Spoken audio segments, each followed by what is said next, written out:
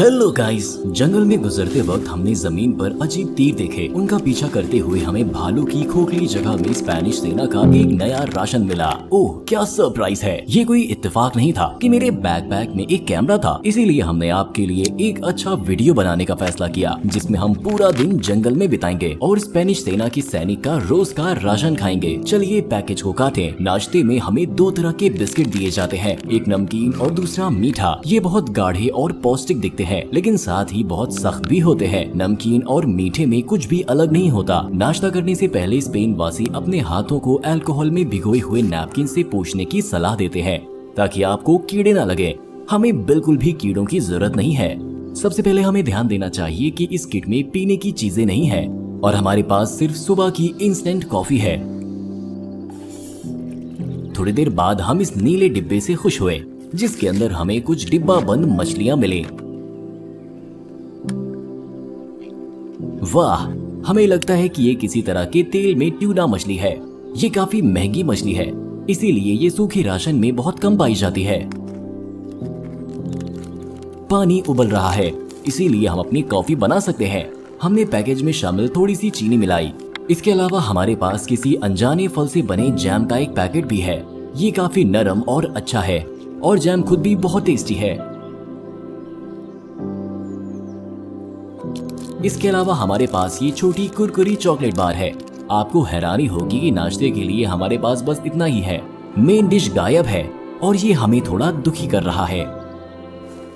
किस्मत से mother nature ने स्पेनिश सूखे राशन के किनारों को ढकने का फैसला किया है और नाश्ते की जगह के पास कुछ खाने लायक खरगोश के पैर जैसी तिपतियां घास उगाई, जिससे इस गैर पौष्टिक नाश्ते की कम कैलोरी की कमी पूरी हुई। दूसरी ओर स्पेनियों ने अपने सैनिकों की ताजी सांस का ख्याल रखा, जिसमें 2035 तक की एक्सपायरी डेट वाली ये गोंद भी शामिल था। हमने सफर के दौरान बहुत कम पानी लिया है, इसीलिए हम अपनी सप्लाई को फिर से भरने के लिए जगह की तलाश कर रहे हैं। बदकिस्मती से कुदरत जो एकमात्र चीज पेश कर सके वो है गंदे पानी वाली एक धारा और कहीं कहीं भागते छोटे छोटे क्रस्टेशियंस का झुंड।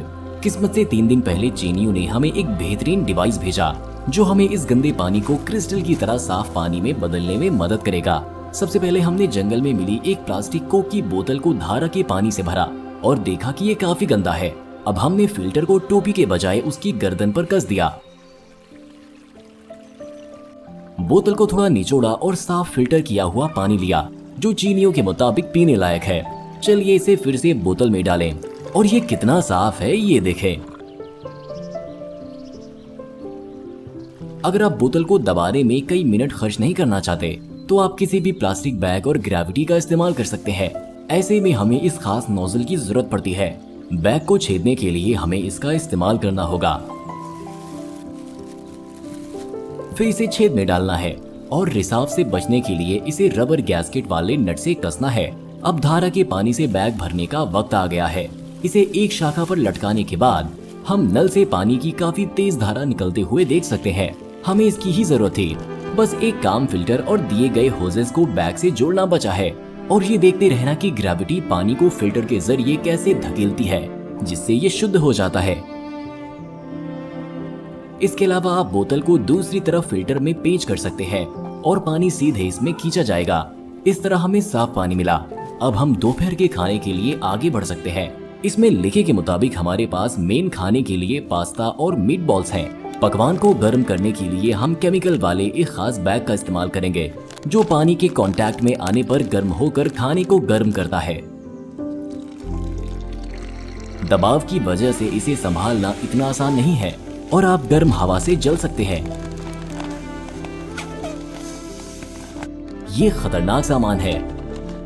इसमें बिस्किट के 2 और पैकेज हैं जो हमने नाश्ते के लिए लिए थे और आलू सूप का एक बैग है जिसमें 1 कप गर्म पानी डालना है।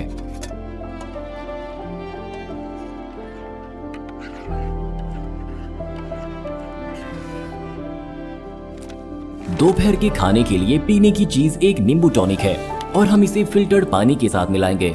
इसका टेस्ट स्प्राइट जैसा होता है। मेन डिश पहले ही गर्म हो चुकी है। ये मुंह में पानी ला देने वाली लग रही है।